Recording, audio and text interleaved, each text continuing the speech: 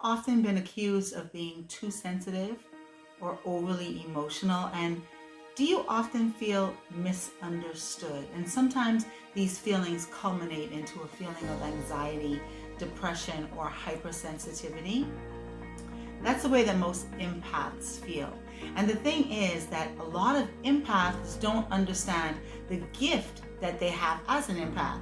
Now, it doesn't mean that you have not identified the fact that you are an empath, or when you hear me say empath, there's something that resonates within you, something that feels very familiar about that, or something that makes sense about what you've been experiencing.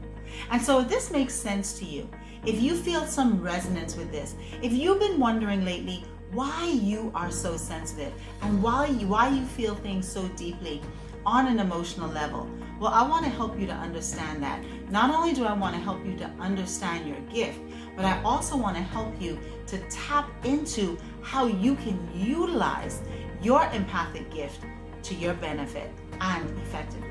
I am Danica Carruthers, and I too am an empath. And let me tell you, when I first began to tap into my empathic gift, there were a lot of things that I didn't understand. I've always been very sensitive. I've always been accused of being too emotional, but my emotions were always connected to how I felt about people. I always carried people very deeply within my soul. Because you have identified that you feel the energy of others really strongly, whether it be for good or for bad, it's time for you now to really plug into what that means for you on your individual journey as a soul. So click on the link below right now and find out some more information about my upcoming The Sensitive Soul Workshop.